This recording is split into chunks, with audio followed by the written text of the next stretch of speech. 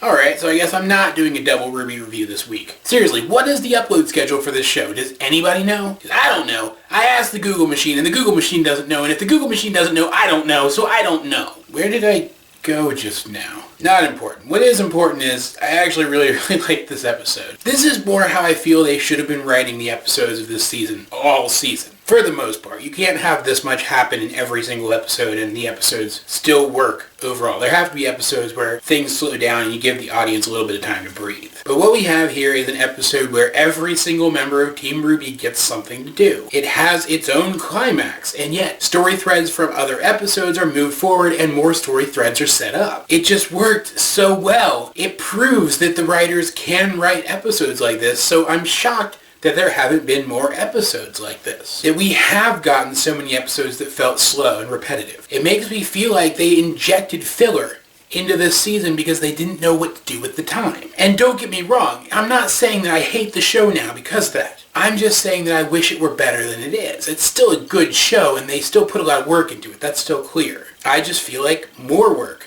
could have been put into it and should have been put into it. If you don't feel like that's a fair criticism, that's fine, but I do. The basic plot of this episode revolved around, as I mentioned, each member of Team RWBY getting a little bit of something to do. Yeeess manages to finally summon something of her own accord. Entirely on purpose, she manages to access her semblance and summon a knight. Now it looks like she and the servant guy, Klein, are gonna bust out of her family house, and that's awesome. Additionally, we see that Yang's training with Tai has been going well. She is relearning how to fight, and her new arm is serving its purpose nicely. But that she still has a lot of problems she's going to have to work through, and that Tai is aware of them and is going to be helping her through them. And while right now they're focusing on the problems with her fighting style, I would imagine that that will eventually develop into a discussion about her fears and insecurities stemming from what happened at the end of Volume 3. Not to mention that it seems like Yang is finally going to start getting answers about her mother. And that's a subject that I'm very interested in. And the scenario that was set up with Blake last episode of a seeming White Fang member spying on her at her family's house is resolved when she and Sun chase down that White Fang member and that White Fang member attacks them. Turns out it's a girl. She is the second non-mammalian faunus that we have seen in the show so far. She's a chameleon. And she definitely seems to have some history with Blake, which was great because not only did the confrontation between the two of them serve as a climax for this episode, but it managed to set up another plot thread. The audience is left feeling satisfied because something finite happened here.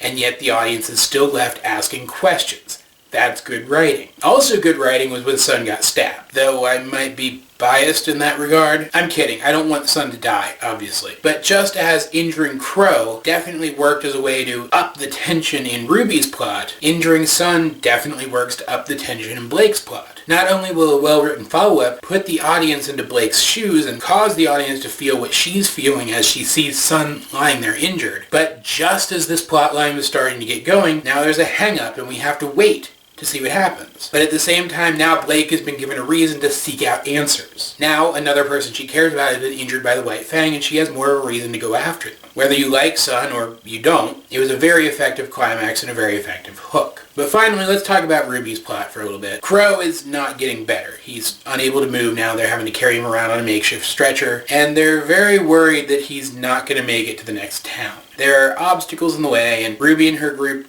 aren't even sure where they can take him to get proper medical attention. So when their best option turns out to be a town that Ren and Nora clearly know of and Ren seems to have some history with, bad history seeing as how he refuses to go back, the group splits up. Ren and Nora will go on to a different town and try to find help there, while RWBY and Jean press forward into what will undoubtedly be a dangerous situation. On top of that, we found out recently what Crow's semblance is. I mentioned a few reviews back that I was making the assumption that Crow was keeping back from RWBY's group so as to give them a chance to accomplish things on their own, but that wasn't the case. Crow's semblance, which he cannot turn off, literally causes bad luck for all the people around him. This benefits him in a fight, as it will cause his opponent to have bad luck. But he was worried, for good reason, that if he traveled with RWBY's group, he would literally bring bad luck down upon them. And now, not only is he being forced to travel with RWBY's group, that group is now split in half. One member of that group is a very inexperienced fighter, and Crow isn't even able to help them fight something off if it comes. The situation just keeps escalating, and it's great,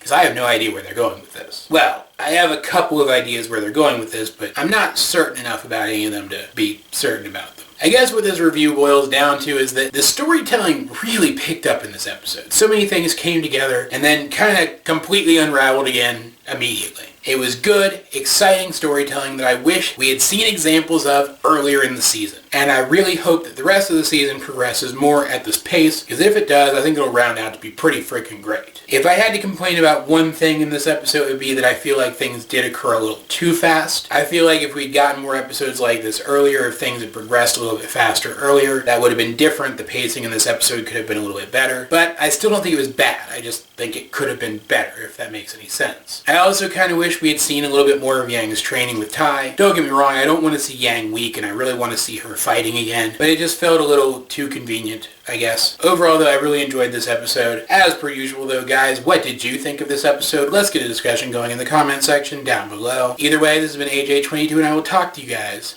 later. And seriously, if anybody knows where there's an upload schedule for this show posted online, tell me, because I'd really like to know where it is.